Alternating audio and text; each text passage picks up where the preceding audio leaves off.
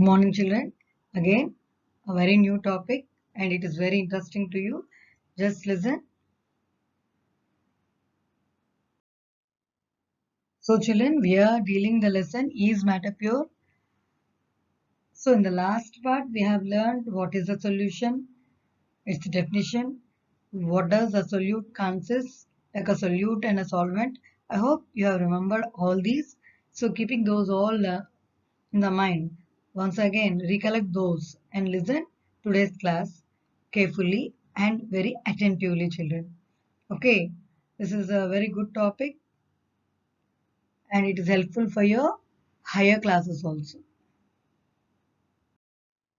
So along with solute and solvent, we have learned different varieties of solutions. Altogether, 9 different varieties we have learned in the last class with many examples. So keeping all that in the mind, we'll continue with today's topic, properties of solutions. What is first one? A solution is a homogeneous mixture.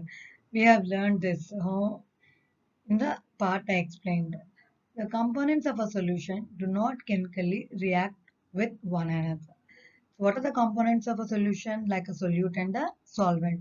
They don't react with each other.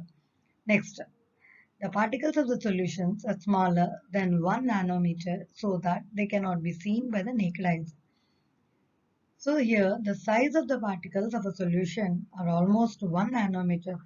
Do you remember what is meant by 1 nanometer? Nothing but 10 power minus 9 meter. I hope you have remembered when I was teaching the lesson, first lesson in physics of 9th standard. So that's the reason you cannot see directly with your naked eyes. Okay, next one. Because of the small size, the solute particles do not scatter a beam of light passing through the solution. So because of its size, what is the size here? Nearly 1 nanometer. That means here scattering a beam of light means, see, when you focus a laser light on a particular solution, what happens? The path of a light is not visible in a solution. These all activities after reopening.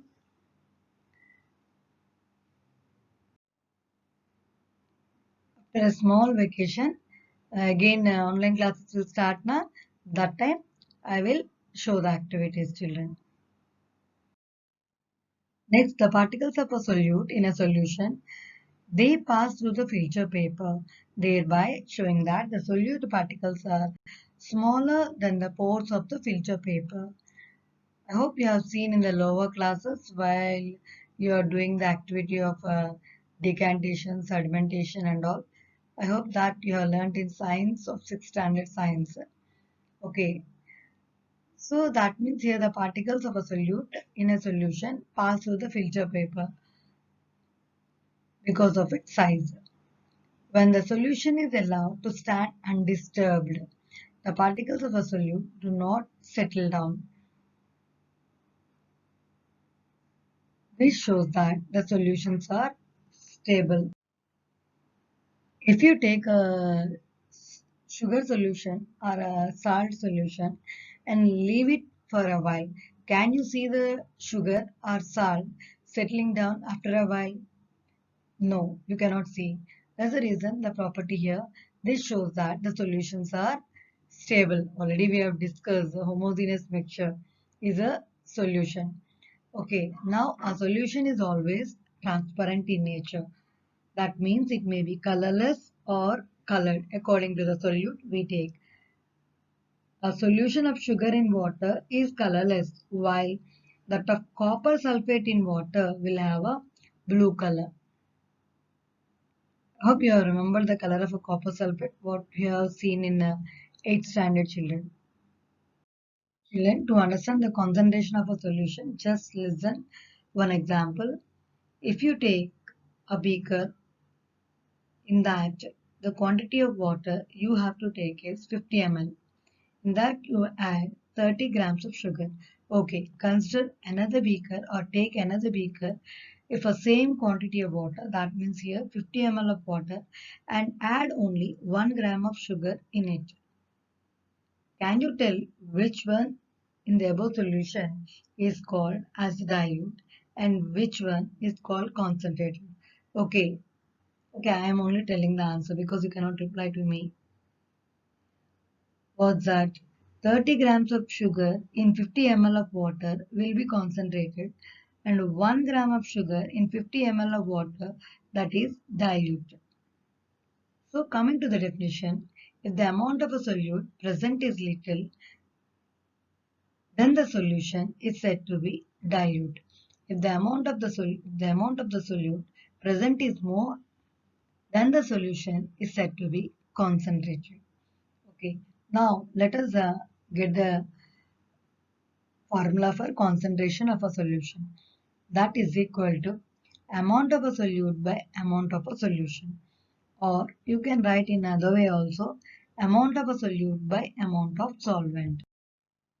So we have various varieties of expressing the concentration of a solution, but we discuss only few types.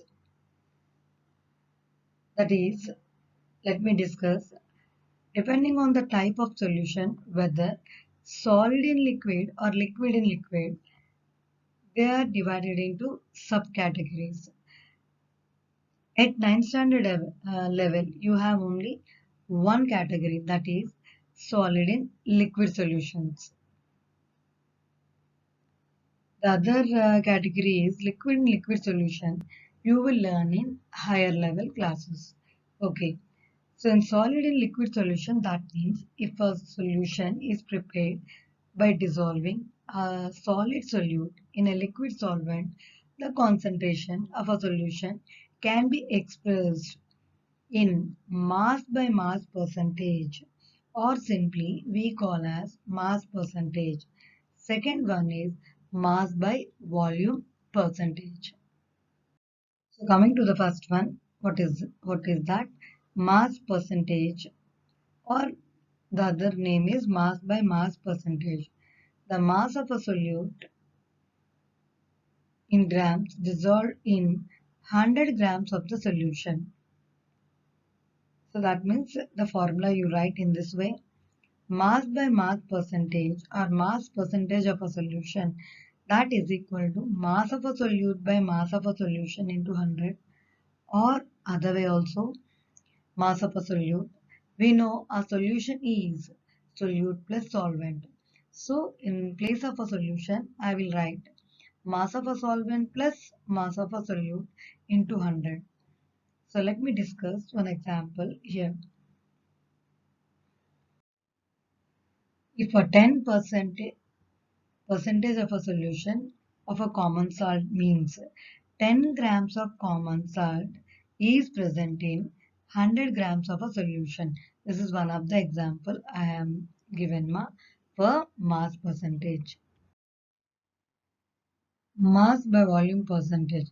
The mass of a solute in grams dissolved in 100 ml of the solution. The formula is mass by volume percentage is equal to mass of a solute by volume of a solution into 100. For example, just listen.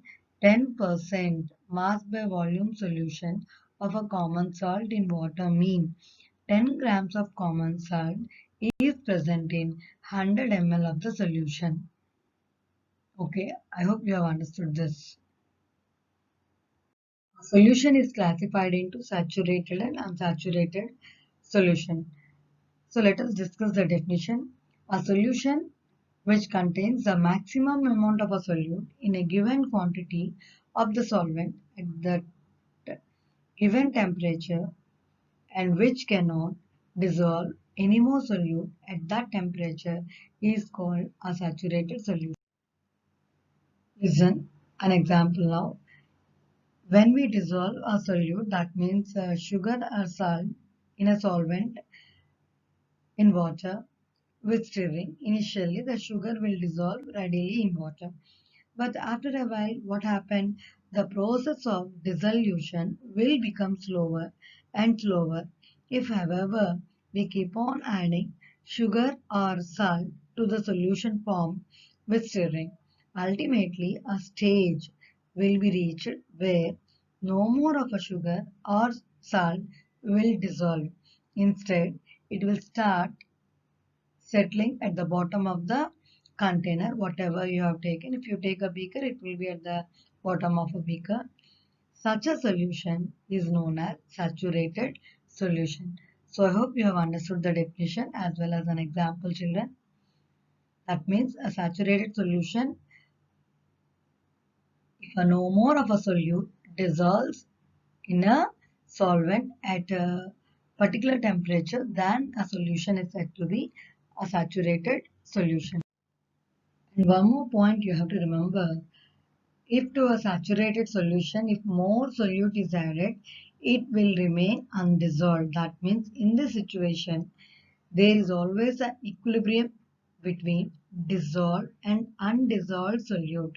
You have to remember this point also, children. Now coming to unsaturated solution, a solution that can dissolve more solute in it at the given temperature is called an unsaturated solution.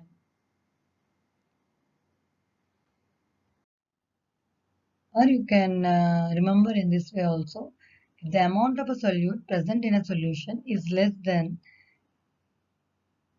that in the saturated solution, that is called as unsaturated solution.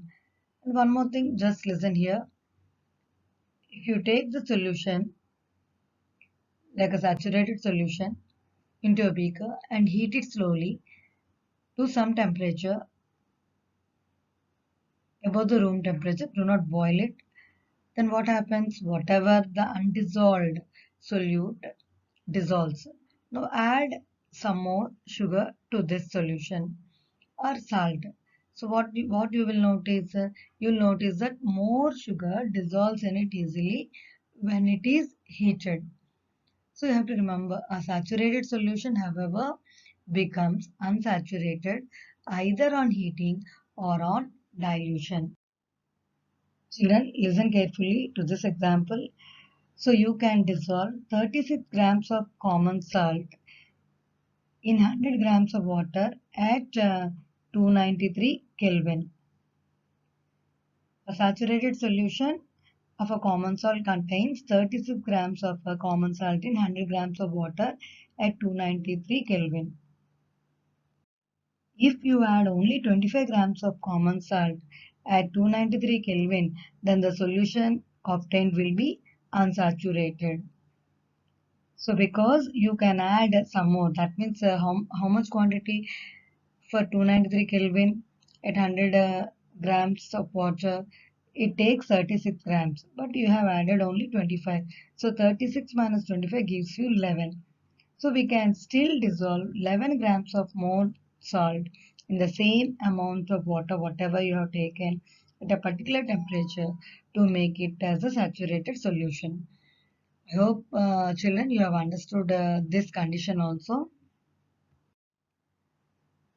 Along with saturated and unsaturated, we have one more type is also there, that is called super saturated solution. So listen to the definition. A solution which temporarily contains more solute than the saturation level. That means the maximum solute at a particular temperature is called as a super saturated solution. And you have to remember that a super saturated solution, unlike saturated solution, it is not stable also. So children, in today's class, we have learned the properties of a solution. We have learned the concentration of a solution. In that two types we have learned, mass percentage and the other one is mass by volume percentage. And the types of solutions like a saturated, unsaturated and supersaturated. So with this, I'm going to stop my lesson. Okay, I'll meet you after the vacation. Have a good day. Happy Dasra, children. Thank you, children.